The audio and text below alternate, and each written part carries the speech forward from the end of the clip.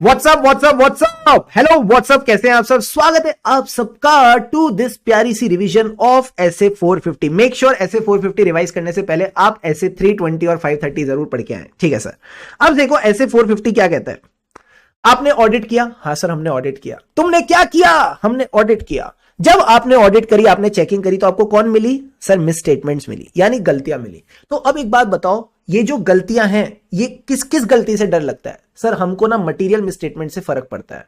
तो अब एक बात बताओ, मटेरियलिटी आप इंडिविजुअल मिसस्टेटमेंट में देखते हो या एग्रीगेट में सर, एग्रीगेट में।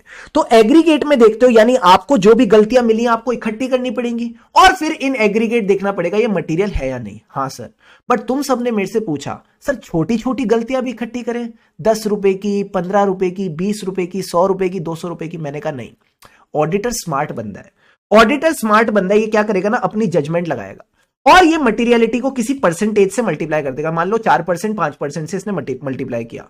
अब जो फिगर आई, ये कह रहा है यार अगर कोई अमाउंट मटेरियलिटी के 5% से भी नीचे है ना, तो उसको मुझे एक्यूमुलेट नहीं करना चाहिए। सर क्यों? क्योंकि वो कभी भी ना मटेरियल की तरफ जा नहीं पाएगी। तो ऐसी अमाउंट को क्या बोलते हैं, क्लियरली ट्रिवियल। यानी जो अमाउंट चिंदी मिसस्टेटमेंट है, एकदम छोटी मिसस्टेटमेंट है, based on the judgement of the auditor, उसको ये क्लियरली ट्रिवियल मानता है, उसको ये एक्यूमुलेट नहीं करेगा। बाकी मिसस्टेटमेंट्स को एक्यूमुलेट करना शुरू करेगा। क्या इतनी सी बात समझ आई? हाँ सर। अब मान के चलो, लेट्स से फाइनेंशियल स्टेटमेंट्स की जो मटेरियलिटी है वो 50 करोड़ रुपए है। ओ, अब ये जो 50 करोड़ की मटेरियलिटी आपने निकाली, अब इसमें सर दो केस लेके चलते हैं। सर क्या?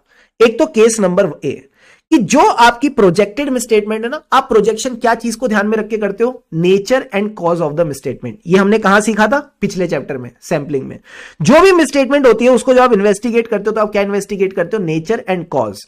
उस नेचर एंड कॉज को इन्वेस्टिगेट करके आपने प्रोजेक्टेड मिसस्टेटमेंट निकाली। कितनी निकाली? लेट से 30 करोड़। प्लस आपने उसमें ऐड करी जो आपके पास मिसस्टेटमेंट्स ऑलरेडी एक्यूमुलेटेड थी, लेट से 22 करोड़। जब आपने ये प्रोजेक्टेड प्लस एक्यूमुलेटेड किया तो आपके पास कितना आ गया, 52 करोड़। क्या 52 करोड़ मटेरियलिटी से ज्यादा है? हाँ है। तो अभी रुको, केस नंबर बी क्या हो सकता है सर?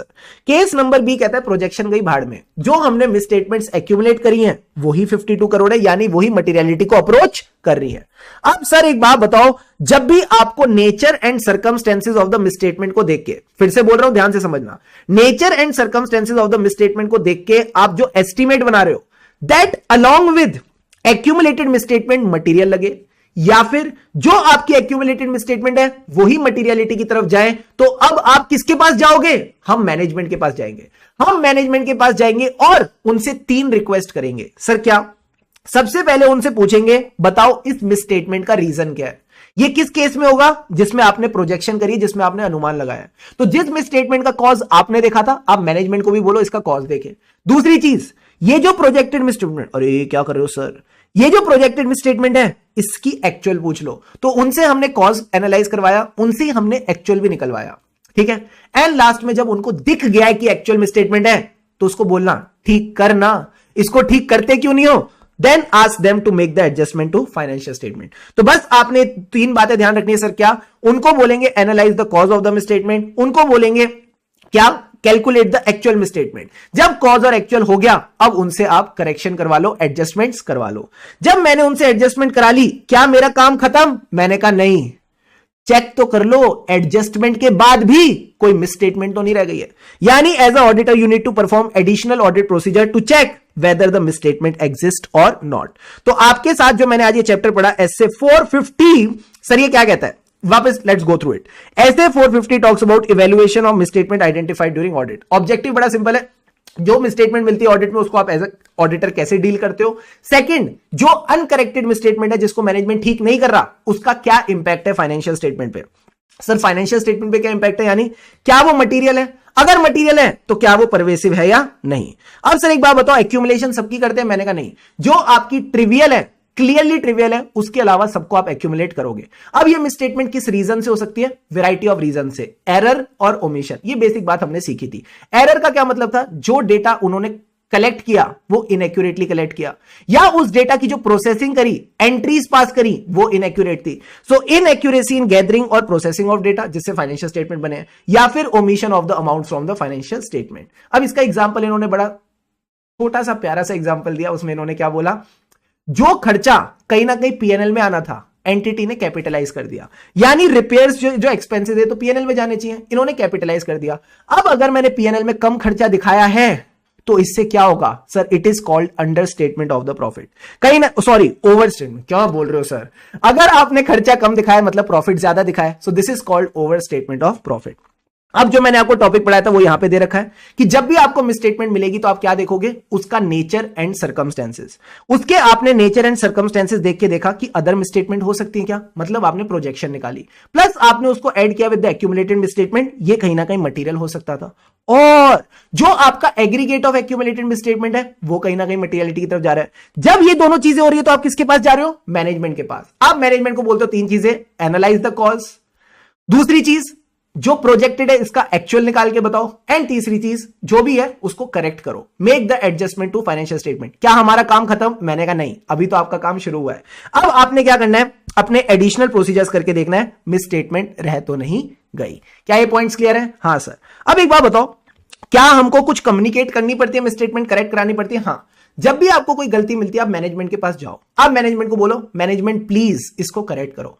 अब या तो मैनेजमेंट करेक्ट कर देगी या हमेशा की तरह नहीं करेगी। जब मैनेजमेंट ने मिसस्टेटमेंट्स को करेक्ट नहीं किया आप क्या करोगे सर, उनसे रीजन समझेंगे, हम उनसे रीजन समझेंगे, plus this could be a indicator of management की बायसनेस, एंड इस बायसनेस की वजह से पूरे फाइनेंशियल स्टेटमेंट्स मटेरियली मिसस्टेटेड हो सकते हैं। तो बस इस बात को आप रीड करके चलना।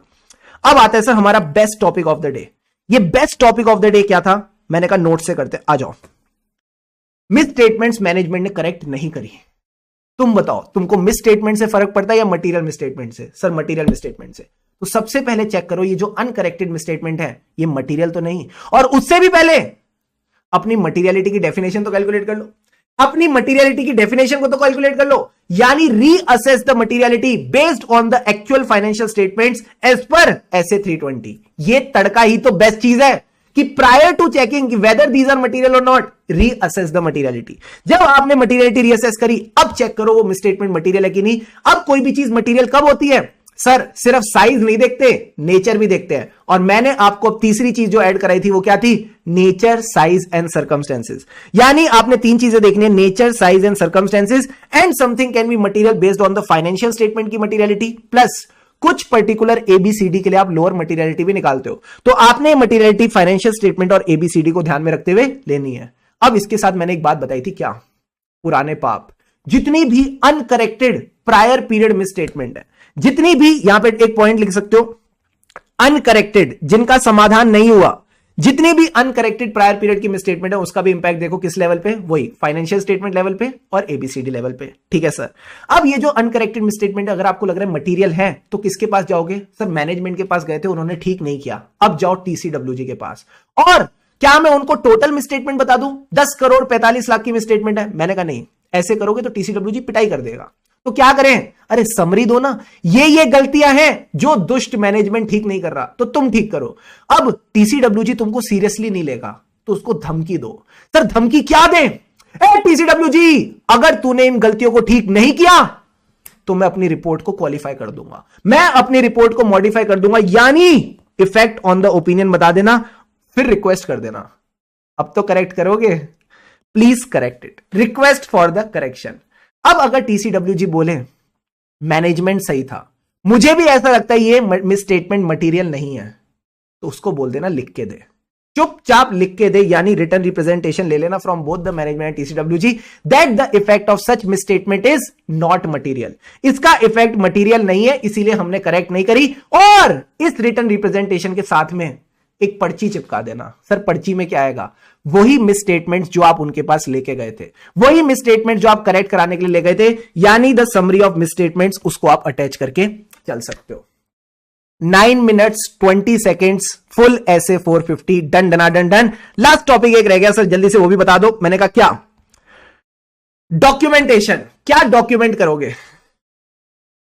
मिस स्टेटमेंट मिलती है तो क्या करते हैं सर, एक्यूमुलेट करते हैं या एक्यूमुलेट नहीं करते? तो जो आप एक्यूमुलेट नहीं कर रहे हो किसके नीचे कर रहे हो, एक अमाउंट है जिसके नीचे आप एक्यूमुलेट नहीं कर रहे, वही अमाउंट डॉक्यूमेंट कर दो। Amount below which you feel the misstatements are useless, they are clearly trivial.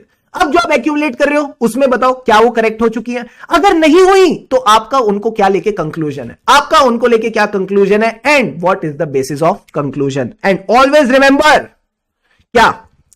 Only thing that is between you and your success is your discipline. कोई और नहीं, कुछ नहीं, सिर्फ आप और आपका डिसिप्लिन आपको सक्सेस की तरफ ले जाएगा.